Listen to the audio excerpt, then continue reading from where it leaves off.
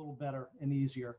If you could shut off your cameras, we'll just have our three presenters today with their cameras on. Let me just welcome all of you today. For those of you who don't know me, my name is Chris Fascini. I'm with Marketing and Communications with Northern Light Health. I am going to be facilitating the meeting here today.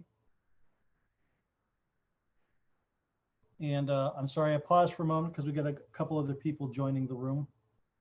For those of you just joining the room, if you could please rename yourselves, if you haven't already, by your media organization and then your name, that would be wonderful. Again, Chris Fascini with Marketing Communications with Northern Light Health. I know many of you in this room have been here before for these media briefings. We are doing things a little bit differently today. We are excited to announce that 3 of our state's healthcare systems are coming together to engage in a conversation with Mainers about the pandemic and things that we'd like them to do to help us limit the spread. I will introduce our presenters in a second, but a couple of more housekeeping items first. We have enabled the ability for you to record this Zoom conference. So please, if you'd like to record it, you have permission to do so. Andy and Karen, if you can go through and make sure everyone has that that ability, that'd be wonderful. We normally have, those of you who have been on these, we normally record this. We normally have a high resolution video that we send out to you afterwards. Because we have 3 presenters in different locations, we are not going to be able to make that high resolution video available, but we will make the Zoom recording available. If you have any difficulties for whatever reason, don't end up recording it yourself and need a copy, we'll send you a file, indicate that you'd like it in the chat window before you leave, and we'll make sure that you get a copy of that as well. Because we have 3 presenters today, what's going to happen is we're going to have each of them make a brief opening statement, and then we'll open it up for questions. Because we have 3 presenters, we'd like it if you would make sure that before you ask your questions that you tell us who you'd like to direct the question to, if it's one person or more than one. I remind our presenters that if you're not asking a question directly, but there's something that you have that you'd like to add, please feel free to unmute yourself. Because when people mute and unmute, obviously it can affect the video. I'm going to control that today and try and keep a tight rein on that so that we can make sure that the video is clean. So I will call you in an order that I'll give you in a second here. We'll give each of you 2 questions to ask so that we can get through this whole group. I'll basically unmute you. I'll let you know to ask your questions, and then we'll move on to the next person. And we'll try to get as much of your questions answered as we can in this format. So the order we've selected as of right now, we'll go in this fashion. We'll go with Maine Public Broadcasting. I believe it's Patty White. WABI will be next. If we have a representative from the Kennebec Journal Morning Sentinel, and I'm trying to see if we have one, let me know in the text chat there, and we'll have you go next. We have News Center Maine next. That'll be Rosalind Flaherty. Lindsay Tice from Lewiston Sun Journal will be next. From WMTW, it'll be Ross Ketchka. I hope I pronounced your last name correctly. Next up will be ABC7, TJ Tremble. Portland Press Herald, Kevin Miller. WGME, Taylor Cairns. And then last but not least, we'll go to the Bangor Daily News and Charlie Iacker. So let me introduce our guests today. We will first hear from Dr. James Jarvis. He is the Senior Physician Executive for our COVID-19 Incident Command for Northern Light Health. Preceding him, we will hear from Dr. John Alexander, the Chief Medical Officer at Central Maine Healthcare, and then Dr. Steve Diaz, he's the Chief Medical Officer at Maine General Health. And so without further ado, I'd like to turn things over now to Dr. Jarvis to start things off.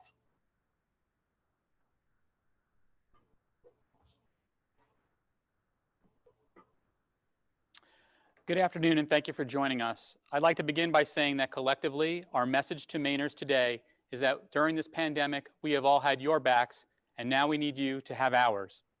We're about 9 months into this journey with COVID-19, and all of us feel we're tired of this.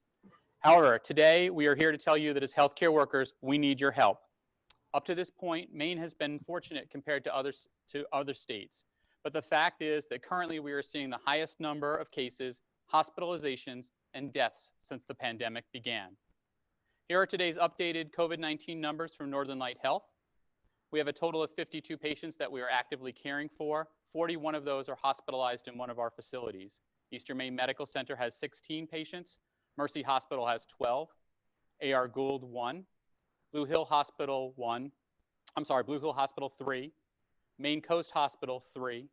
Sebastopol Valley Hospital 4. Inland Hospital 2. And our home care and hospice team are currently taking care of 11 individuals at their homes infected with COVID-19.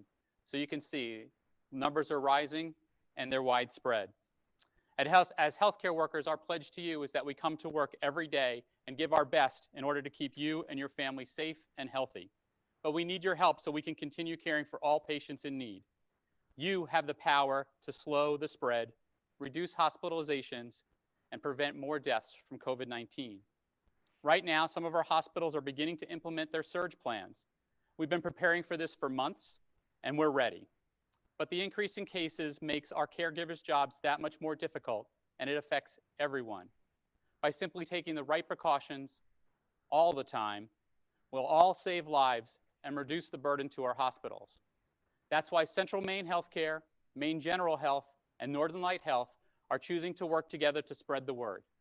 Together, we want to help every Mainer understand that this is serious, but each of us has the power to make a difference.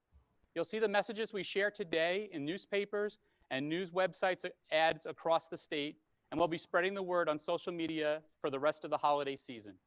Now I'd like to turn it over to Dr. Alexander to talk more about what we're asking from Mainers.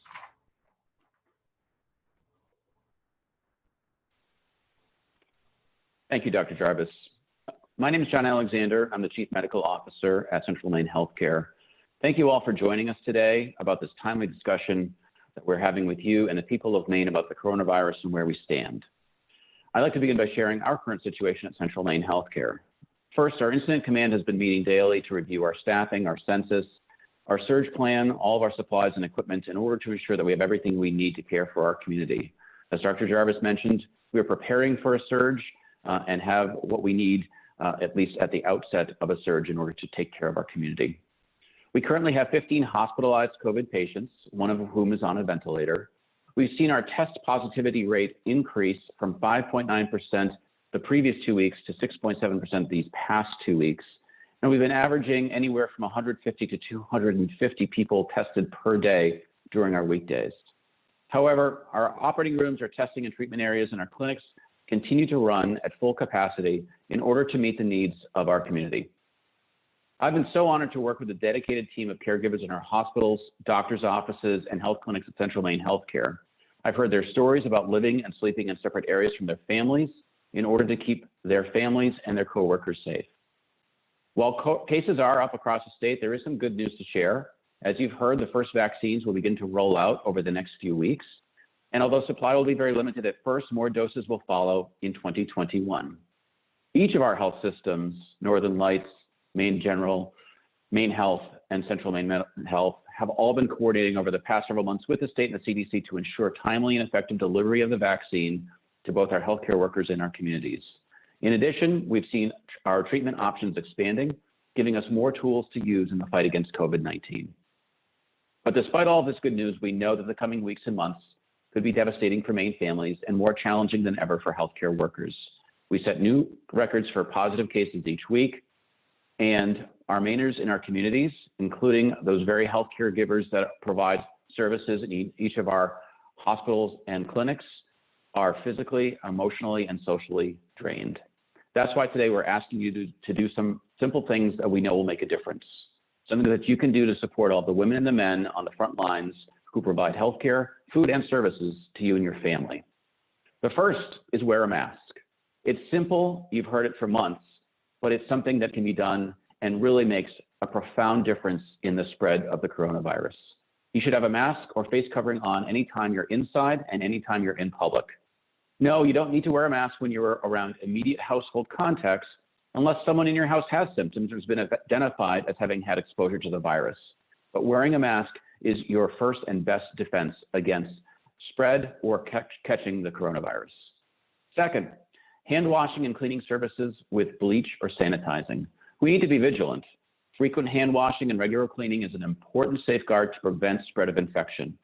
Whether you sing happy birthday, Santa Claus is coming to town, or some other favorite song, remember to spend enough time sanitizing your hands to get in between your fingers, your palms, and your knuckles. Thank you again for joining us to receive information about what we can do to make a difference during this pandemic. Wearing a mask and washing your hands will help keep you and your family healthy and our most vulnerable community members out of the hospital. It's also a great way to show that you stand with the caregivers at your local hospital and doctor's offices whose jobs are becoming more challenging as cases rise. To share a couple of additional actions, I'd like to turn things over to Dr. Diaz. Thank you, Dr. Alexander, and thanks to the media for being here today to help us spread the message. We appreciate your help in covering this today, and my name is Steve Diaz. I'm the Chief Medical Officer of Maine General Health. At Maine General, here's our current situation. We have 18 inpatients with COVID, 4 in the critical care unit, and 1 on a ventilator. In Kennewick County, the 14-day case rate, which is the number of people per 10,000, is currently 20. About a month ago, we broke the 8 per 10,000 barrier, which moved us from low to moderate community spread. Because of that, we've had to take other actions. We also have plenty of personal protective equipment right now. We have plenty of beds, and we can deploy our staff to help meet critical need areas. And as Mainers overall, we've done a really good job in mitigating the spread of COVID-19 over the past few months, and we should all be commended for that. But unfortunately, as the spread of the virus has picked up nationally, it's also picked up here in Maine. We're Mainers too, just like you, and we know it's practically in our DNA that no matter what, we go to work. You have a little sniffle, you have a cough. Well, the rules are different. Coronavirus is all around you, so we all have to be very vigilant. If you have symptoms and it may be a spreader, we need you to stay home. The other part is it's the holiday season, and it's natural for family and friends to come together for all the right reasons. But this year, we were asking you to be more thoughtful and maybe change your approach. We all want to see loved ones. We all want to get together, do some socializing, but we're asking Mainers over this holiday season to do things a little bit differently. Please avoid having multiple households gather under one roof for the holidays. Always wear your mask if you are gathering, and be sure to stay 6 feet apart, and outside is better, although it's a bit cold today. And make sure that children are masking up as well. And we recognize it's a real sacrifice to approach the holidays this way, but it's a sacrifice that could save a life. We get it, it's not easy, but there are ways to make the best of it, and perhaps consider starting a new tradition. Maybe Zooming is a new thing you do, or maybe you do projects or think of giving things that you can mail out so that you connect with people in different ways of making memories. Finally, if you do get sick or have COVID or have concerns or other medical issues, know that your local healthcare organizations are there for you. We are here to help you no matter what the issue is, and we can only continue this way if all of us are doing things to stay safe. You can feel confident visiting your hospital or healthcare provider for any needs because we're taking the actions that are appropriate to keep you safe while you see us. As Dr. Jarvis mentioned today, this is the beginning of a conversation that our healthcare systems are having with communities that will continue through the holidays. Ultimately, our message is that we're not giving up on Mainers, and we need Mainers not to join the fight. We can do this together.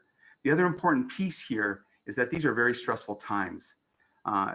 Patience and kindness will go a long way, and we're asking you to change. We're asking you to be more vigilant of your own personal habits, and also recognize other people will have the same stressors as we're asking them to change as well. So with that, we'll now take questions. I'll turn it over to Chris to coordinate the question and answer portion of the news conference. Thank you very much. Great. Thank you very much, Dr. Diaz, Dr. Alexander, Dr. Jarvis. Now we'll move on to your questions from the media.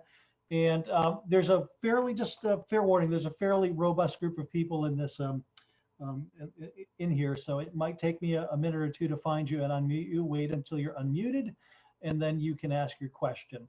And we're going to start again with Patty White from Maine Public. Patty, looks like you're unmuted. Please ask your questions. And let us know who you're directing it to as well. Oh, sure. This question, I guess, is for anyone who wants to answer it. Thank you very much. So your hospitals are at different stages of either implementing surge plans or ready to implement them. If things keep going at the pace we're at, do you have projections for when those changes you have to make are going to be kind of a breaking point, or going to mark a big shift in how you operate? Like if things keep going on this path, like when are things going to become really problematic for hospitals in terms of dealing with patients? So I'll start. Patty, that's an excellent question about, when is it that we're going to see trouble because of the number of patients that we're seeing. I would say that we're already there in terms of the fact that we could actually be lessening the number of patients if we were all doing the things that we were supposed to do. And our job really is to get to a point where we're not talking about this increase in hospitalizations and deaths. We want to be talking about good news. But each of us struggle with this every single day. If you look at just Eastern Maine Medical Center, our overall numbers have gone up and down since the week before Thanksgiving until this week on a fairly regular basis. So that means we are going up and down on our surge plans each and every day to meet the needs of our communities and meet the needs of our patients who are coming in for access of care. And that's what you're seeing as a collaborative effort across the state between all of the major health systems, the Maine CDC, as well as our independent hospitals and other health organizations. We are monitoring this basically going on a day-to-day basis. There are some dire predictions that by Christmas time, we will be overwhelmed in our hospitals. We don't want to see that happen. And that's the reason why we're getting this message out today. Every one of your listeners, readers, and other people that you're reaching out to can make a difference by doing the things that we're asking them. Wear a mask, wash your hands, don't go out in gatherings, and just look out for one another. Just to follow up on that briefly, Pat, there's not one metric that's the trigger for the threshold.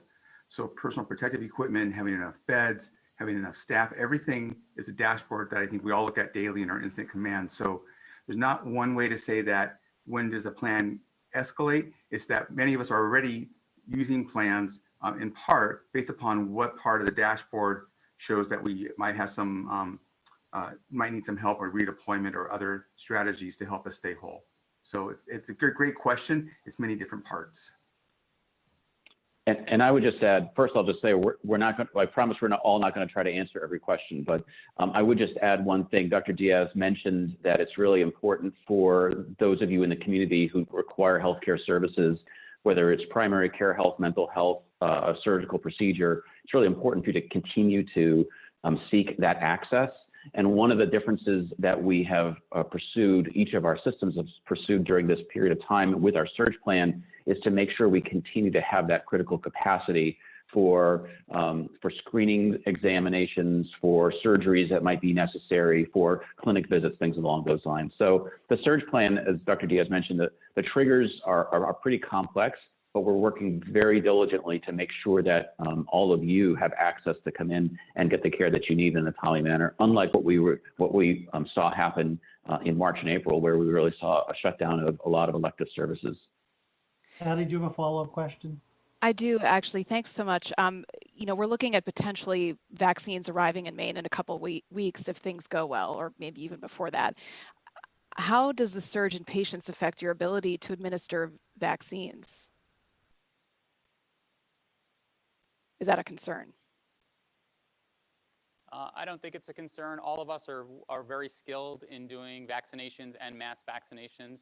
We did not skip a beat this year with our influenza vaccine, our flu shots. We were able to respond both to our staff as well as our patients in the communities.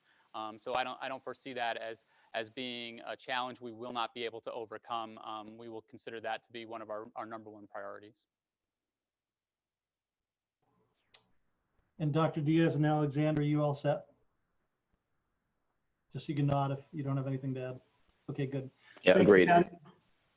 I'm going to move on now. It's going to be WAVI, and I believe I can find you in the list here. Owen Kingsley. Owen, as soon as you're unmuted, please state your question and who you'd like it to direct it to.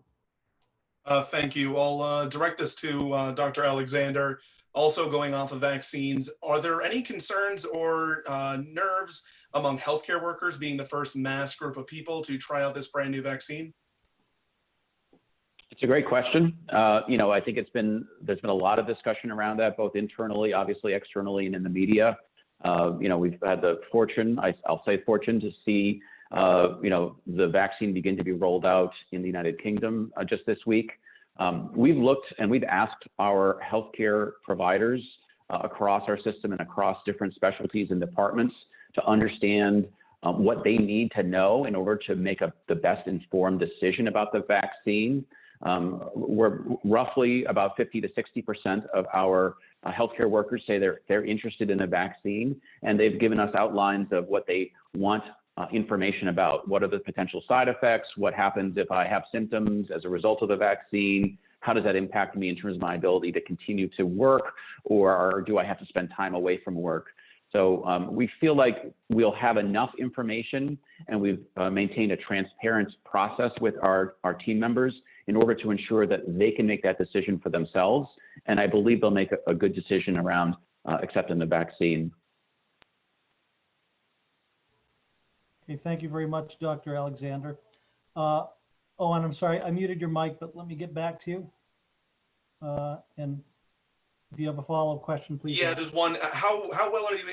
You brought up the concerns that healthcare workers bring up. How well, I mean, considering how new this is, how well are you able to answer those questions and concerns of theirs?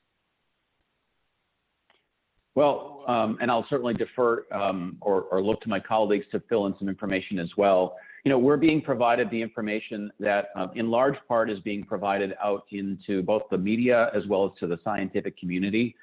We've had a chance here in the state of Maine. Our Maine CDC and our Department of Health and Human Services have done a great job of making sure that the manufacturers of the current vaccines, Moderna and Pfizer, have been providing us with as much information as is available, including results from those studies. So again, it's a transparent process. We're seeing as much information as we possibly can to understand who's receiving the vaccine, what the profile of individual looks like, what those side effects are.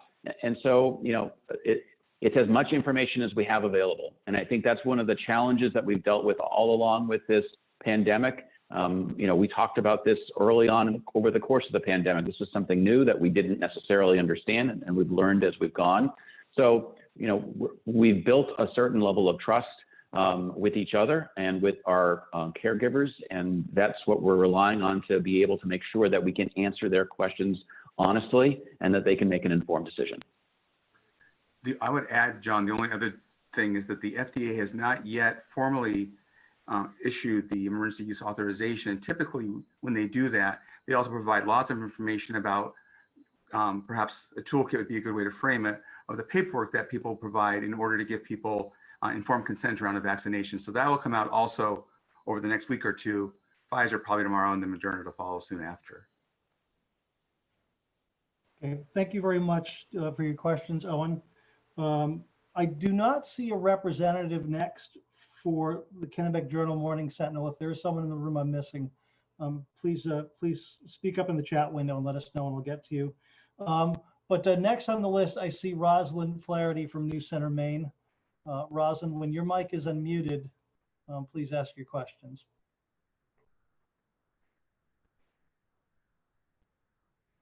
Sorry, it's a little sticky, Rosalind. Give me a second.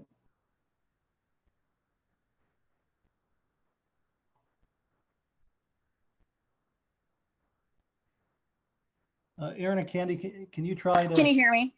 I'm sorry. Rosalind, yes, we can hear you. Great. Okay.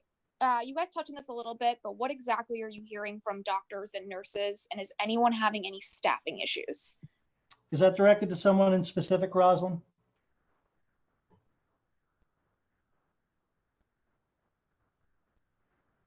Okay, any one of you want to field that? So I think Anyway, it's basically for everyone. Okay. Thanks, Rosalind. We all face staffing challenges. Healthcare workers are just like everybody else. We still need to go out into the community to do essential things like get groceries, buy gasoline, and the like. And so we have also felt the effects of COVID-19 amongst our staff. Right now, for Northern Light Health, we feel that we are meeting the challenges that we need to. And part of this campaign really is to help protect our healthcare workers so that we don't see staffing shortages in a way that would make it so that we need to curtail any service. We want to remain open with both our acute care and our elective primary care and chronic illness management so that we can continue to serve you well. And that's really what we're seeing here. So no widespread shortages at this time, but it is a concern of ours that we need to monitor on a regular basis.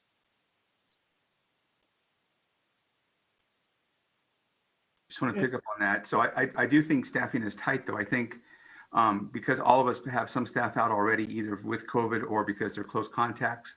The other thing that plays into this is childcare has been very challenging with schools having variations on how they're open or if they're open. So I do think staffing at all levels is tight. I do think, though, one of the messages that we're coming together today to say is that we are happy to meet this head on and do all we can and continue to build our resiliency and collegiality. And we hope that that will last for a long time. But given the fact that our numbers are increasing and that we are so tight on staffing with little residual capacity, we need people to do their part, the community at large, on making good decisions about how they continue to protect themselves and their families and thus protect us as well. Yeah, and I'll just say the one thing I would just add is that, so for example, we've been monitoring on a daily basis how many of our team members system-wide are out either because they've tested positive or they're quarantined due to an exposure. The vast majority of those exposures are community-based exposures. And just as a reminder to all of you, when a healthcare worker has to stay out of work, that presents a little bit of an emotional crisis for that individual, right? People who come to work in a healthcare setting do so because they want to take care of patients. They do so because they want to take care of our community. And so them staying out is a sacrifice in and of itself. We've asked them, and we continue to ask them, that if they have any symptoms, that they really stay home until we can either verify through a test or some other methodology that they don't have COVID. But it is important to recognize that one of the reasons we need the community's help with tamping down the spread of COVID is because we want those healthcare workers to be able to come symptom-free into the workplace and make sure that they can provide care as needed. And Rosalind, do you have a follow-up question? Nope, that's it. Thank you. All right, thank you very much. Okay, next up is going to be Lindsay Tice with the Lewiston Sun Journal. Again, Lindsay, whoever your question is directed at, and wait until you are unmuted and then ask your question. Hi, everyone. Thanks for taking the time. This is for anybody who wants to answer it. What prompted these three organizations to get together? It's unusual for different hospital systems to speak in one voice. It's highly unusual for them to send out a joint letter like you guys have done today. What prompted the three of you to get together in particular? I'll start. The three of us actually get together on a regular basis. And I think that's part of what the message that we want to give out there to Mainers. We are so lucky to live in a state where, despite people would call us competitors, we don't see each other that way. We see each other as collaborators, and that we are all play an integral role to keeping Mainers safe. The impetus for this particular project that we're undergoing right now was really because we are seeing alarming increases in the number of cases across the state. It is no longer confined to our more urban areas. We are seeing rural communities devastated by this disease, and we are seeing families who have to mourn loved ones that really should not have happened if we had all followed the rules and guidance that we were given very early in the pandemic. And so with that said, we feel it's necessary for us to come together to show that, one, we work together, that we are here for the benefit of all Mainers, and to ask for Maine's help. Just to follow up, so as physician and clinical leaders, even before the pandemic, we would collaborate.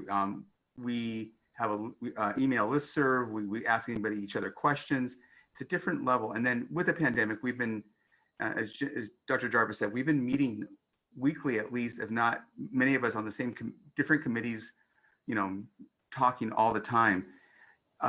I don't think, another way to look at it is, I don't think you could say that there's any hospital in Maine that if it were to not exist right now, that we'd all be better off, or the community would be better off. So we come together because we realize people need to hear from us that we are at a tipping point as far as the increases is going, as far as the increases that we're seeing are going, and that we really need everyone to work together as we are, thus the common message that you're hearing today. And Lindsay, do you have a follow-up question you'd like to ask? If so, when your microphone is unmuted, please go ahead. Great. If you guys could wave a magic wand, what would be the one thing you would want folks to do? Is it masks? Is it, staying away from each other at the holidays? Is it really just, please, God, do everything you can because we're in a crisis situation here, or we're afraid we're going to be? So I'll start. Oh, sorry. Go ahead, Dr. John, you take it. Okay. Well, I would say it's do everything that you can. There's not one method or one tactic that you can take to prevent yourself or others from either contracting coronavirus or spreading coronavirus. One of the approaches that we all have taken in all of our healthcare facilities, in our clinics and our offices, is to really look at every single thing that we can do, whether it's plexiglass dividers between our staff members and patients in the waiting room, removing chairs from those waiting areas, deep cleaning of our ORs and our clinical care areas, obviously masking, eye protection, those sorts of things. So this really has to be about implementing as many effective measures as possible. And so that's what we're asking everyone to do. Okay, thank you very much. Not to think for yourself, but to think about everyone else and everyone around you. We need to put everyone else first at this time because that's how we will get through this. Think of your relatives who are over age 65, who have cancer, diabetes, are obese, young children, pregnant women, healthcare workers, military, first responders, police officers, or anyone in between. You want to protect each and every one of those. So let's think globally now. Let's think about everyone else, and then we will all get through this. Okay, thank you very much, Dr. Jarvis. Next up, we're going to move on to WMTW. Ross, once you see that your microphone is unmuted, please feel free to ask your questions. And again, let us know who you'd like to direct it to. Hi there. You guys able to hear me okay? Loud and clear. Thank you. So you've used the words dire and crisis, and the trend certainly going in the wrong direction. I'm curious if any of you would be able to paint a picture of, if this trend continues on the line that we're on, what the coming weeks and months might look like in Maine. Not really speaking in generalities, but specifically, what are some of those big, jumping off points that we're heading towards? I'd rather talk about what we don't want to see. We don't want to see us a return to what we did in the spring, where we cut back on elective surgeries, where we closed our ambulatory care units, making it so that our ambulatory offices, so that people were not able to access us for routine health care, that we stopped preventative things like mammograms and colonoscopies and things that we know will save lives. We don't want to go to that. We don't want to see that. We also don't want to see what's happened in other places of the country, where right now they are building external hospitals, but don't have staff to staff them, and therefore patients aren't being cared for. We don't want to see loads of patients that are literally dying in our hospitals. We don't want to see any of those things. That's what we're scared of. That's why we're here, because we want to prevent that from happening. Maine has done an excellent job, and we need to continue doing those things, and we need to do them better. And on the heels of that, so back when we suppressed healthcare back in March and April, I think you'll see a study coming out probably next summer showing that the amount of people who stayed home with their elevated blood sugars, with their chest pain, with their shortness of breath, was way beyond what was safe, and that people's progression of disease, both morbidity and mortality, spiked June and July. And again, I don't have a formal study showing that, but I think you'll see that coming out because we all felt that. So the real dire part is, if we have to, again, not be able to do those things because it's too dangerous as far as spread goes, we're going to see another spike in diseases that require chronic management and or acute management that people are not seeking due to their fears. which overall impacts the whole community's both access and then of course, the mortality data for that community. It's hard to explain how that could happen, thinking what we know now, but it's not so hard to think about that if we have our beds filled with people who have COVID and then our staff have the same incidence of disease. You can see how those intersecting lines are going to put us in a position where, again, where you have to pull things back. We do not want to do that. It's not safe. It's not healthy. And so to me, as Dr. Jarvis was painting, that really is dire. Thank you, Dr. Diaz. Ross, do you have a follow-up question to ask? And if so, wait again till you're unmuted. I suppose I would just ask, as a matter of public policy, whether it's at a local level or a state level, is there anything that you would like to see introduced to prevent us from getting there? I'll try to answer that question for you. I think when we entered into when we had the spring and we had to go into a period of what most people think of as lockdown, when we had closures of stores, restaurants, other public facilities, we also saw that we had closures of the ability for the public to be able to visit their loved ones in long-term care facilities. And as a reminder, a long-term care facility for many people is their home. It's not a short-term period of time where they're recovering. It's where they now live. We did the same thing with our hospitals as well. And I think all of us on this panel had to make the very difficult decision sometimes to say no to having a loved one visit someone who was in the hospital and was in a condition where they really needed some emotional support. So, we are trying to ask people voluntarily to, utilize the guidance that the CDC has provided to us around hand hygiene, remaining distance, and mask wearing. And really beyond that, if we can all participate in that process, we don't need to look at stricter measures that would then require either closures of businesses or other, other initiatives. Okay, thank you very much for those questions, Ross. I will move down the list now, and next up is TJ Tremble from Fox Bangor TV7. Again, you know the drill, TJ. Once your mic is unmuted, please feel free to ask your questions. I know you're on there, TJ. I just got to find you.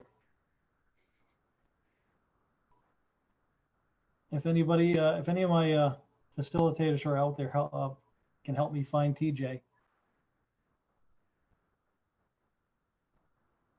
You may have dropped off. Okay, yeah, I don't see him, so I think maybe he's gone. Okay, well, let's move down the list then. Kevin Miller from Portland Press Herald. Give me a second to find you, Kevin, and then we'll let you ask your questions.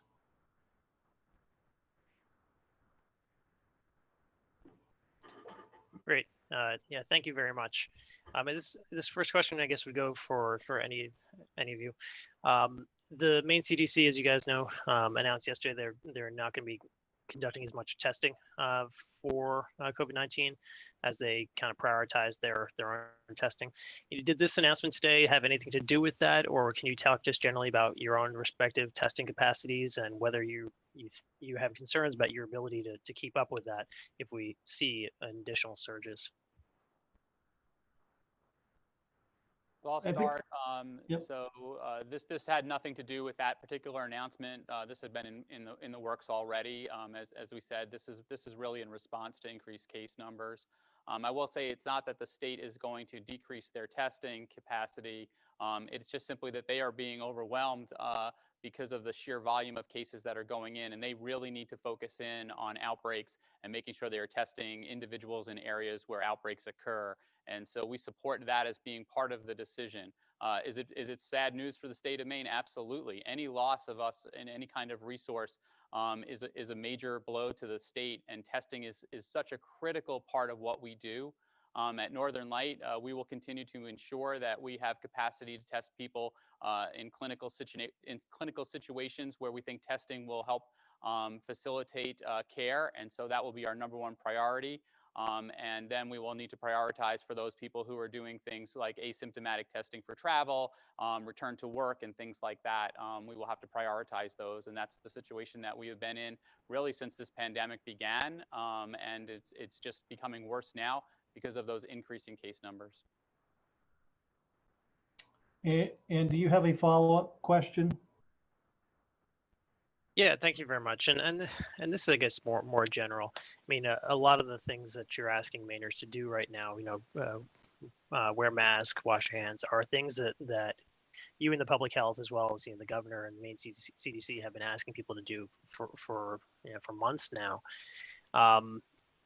I guess it again, more philosophical. I mean, it is what more needs to happen in your eyes to kind of get that message through to people, especially as we come up to the holidays, where it seems like, as Dr. Shaw has told us, these aren't necessarily outbreaks that are happening. It's community spread, and it's small gatherings where a lot of this transmission is happening. So, yeah, again, more philosophical questions. We've been hearing these messages forever. I guess what more needs to happen to get through to people? So I don't think it's philosophical. So I think there's been some splitting of messaging that has occurred that has created these different camps of opinion. And it's we're coming together to say there is no different camps of opinion. Dr. Alexander said it very well. All the strategies in concert will help slow things down, but not one individual thing does it. But I would hearken to a specific example of face coverings or masking. We know that is the best way to cover your face, your nose and mouth, to mitigate spread and perhaps even potentially mitigate the ability for you to bring something in. Anything else falls short of being successful. Yet we see many people either not masking still or wearing other type of devices that aren't really sanctioned and are woefully inadequate. Sometimes they have to, maybe they can't wear a face mask for whatever reason, so they have to default to something less constrictive. Yet it seems to be way out of proportion to who should qualify for that. So behavioral changes are the hardest things to help people with in medicine. Giving somebody a pill is relatively easy to giving them behavioral messaging. So we are hoping that collectively the behavioral messaging we're giving, which is really solidifying the ongoing public health message, might gain some traction here. And given that it's between the Thanksgiving and Christmas holidays, knowing that this is more important now than ever, that maybe people will have a cause to listen and really understand that this is not a disparate discussion or recommendation. We are saying this is what we have to do. There isn't an option B. Option A of all these things is the only thing that's going to help. I think that's the difference. Okay, thank you very much, Dr. Diaz. Thank you for your questions, Kevin. I will move next, and I believe we have Taylor from WGME. Again, Taylor, once you see that your mic is unmuted, feel free to ask your questions, and if you have someone in specific in mind, please direct your question at them.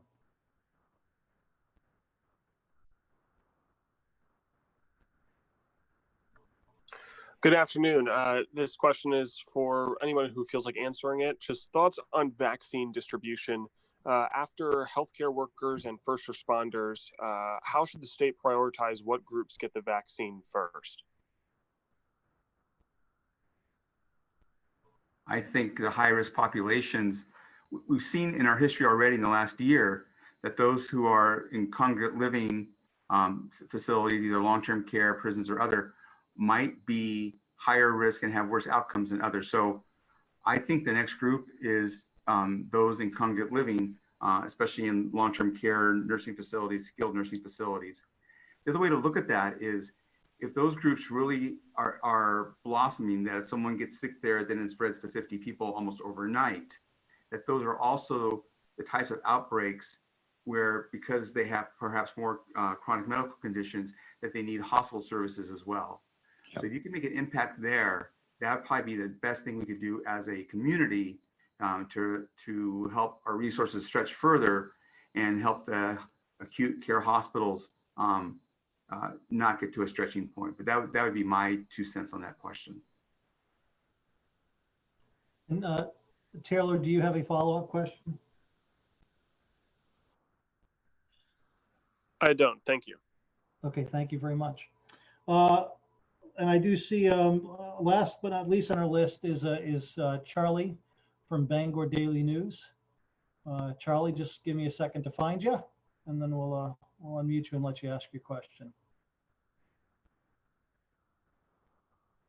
Yep. Hi. Thanks everyone for holding this session today. I've heard kind of secondhand, I think, and specifically, I think it was about Eastern Maine Medical Center, that people who directly, healthcare workers who directly work with COVID patients in the COVID units wear N95 masks at this point, but that other workers, and part of the question is just if you could confirm this or clarify if any of it's wrong, that people who see patients outside those units just wear regular surgical masks and maybe face shields as well. And I thought I heard at one point early on that all the frontline workers there were wearing N95. So I guess I'm wondering if that's changed at your, maybe I guess at each of your hospitals, and what has driven that? Is it just a supply issue, or is there some more medical guideline that justifies doing that? With the fact that you addressed Eastern Maine Medical Center, I'll start. So the guidance that we follow is the same guidance that the federal CDC recommends. And so for quite some time now, all of our healthcare workers in any of our institutions have been wearing face masks that are hospital grade face masks, and we continue to do that. We added the addition of protective eyewear at the same time when they are interacting with any patient, regardless of COVID status. You are correct that we take even more precautions for those individuals who are COVID positive for a myriad of reasons. We know that they have the disease, and the disease can be spread. But the guidance that we are following has proven to be has served us very well. We have very few cases across all of Northern Light, and in fact across the state of Maine, of healthcare workers who have contracted the virus while at work. The measures that we put in place not only protect us, but they protect our patients and the visitors that we allow into our facilities. So what we are doing right now is the appropriate thing to do. We have been fortunate that we have been able to keep up on personal protective equipment in order to provide that and be safe for everyone. Okay, thank you very much, Dr. Jarvis, for that answer. Charlie, do you have a follow-up question you'd like to ask? Sure. Just one other is another sort of just thing I've heard anecdotally is that someone had thought that maybe there was some hesitation to test healthcare workers who may have been exposed to COVID-19. And I can't remember actually which hospital I heard this in regards to, but reluctant to, given the chance it might sideline them, they might have to quarantine if they test positive. I mean, is that any factor in when you're doing testing of workers, that there's a risk they might test positive and not be able to work? I've not actually that, but I don't think any of us would adopt that. That is part of I'm sorry, Steve. We're talking over each other. We're all jumping in. Part of our process. We would do that for whatever the condition was, not just COVID. We take healthcare seriously. We take infection prevention seriously. We do not want individuals working who are ill, and therefore, without knowing any specifics about what you described, that does not seem like any part of any of our practices. It sounds to me like one of those medical myth rumors, and I phrase it that way because if someone thinks they're exposed to COVID and they want to test right now because they thought they were exposed yesterday, scientifically that makes no sense. You could take up to 14 days to become positive if you had unprotected interaction. That is, both of you are unmasked, you're in the same space for 20 minutes. Yeah, you could have it, but what you really should do is go home. But we wouldn't keep you at work if we thought you had a high-risk exposure, nor does testing you on day one scientifically mean that you can work the next day. So it sounds like you might have some pieces of information and misinformation that became confabulated, but if someone has COVID or we think they have COVID, they can't work with patients. It just doesn't make any sense. Okay, thank you very much for those questions, Charlie. I do see that you're not last but least because TJ Tremble from Fox Bangor TV7 has joined on. TJ, if you would like an opportunity to ask some questions now, once your mic is unmuted, please do so.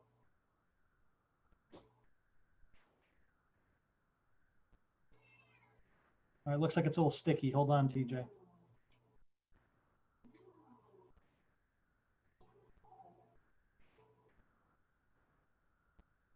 Andy or Karen, can you help with that? Yeah, I think he has to unmute on his end. Yep. TJ, can you unmute yourself?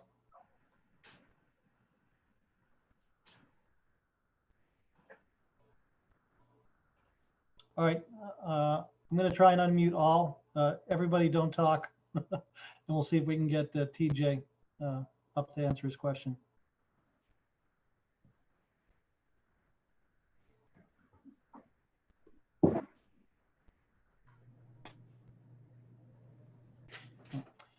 TJ, if you have a question, do you want to put it in the text window?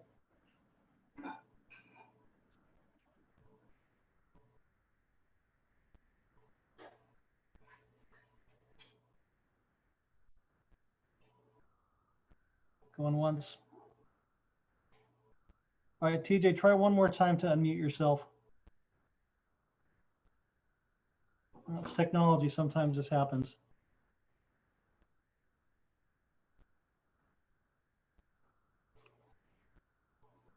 He's good. All right. This took a little longer than I think we anticipated, but obviously we had a lot of interest from members of the meeting, a lot of participation. Thank you very much for all the members of the media that joined us here today. Let me thank all of our presenters, Dr. Jarvis, Dr. Alexander, Dr. Diaz, for making themselves available for this time. Anybody have any interest in the Zoom recording, please let me know in the chat box window. I'll leave it open for a little bit to make sure that we hear your requests and that we will make sure to get that to you via email. Thank you, Chris, and thank you for everyone that joined us today.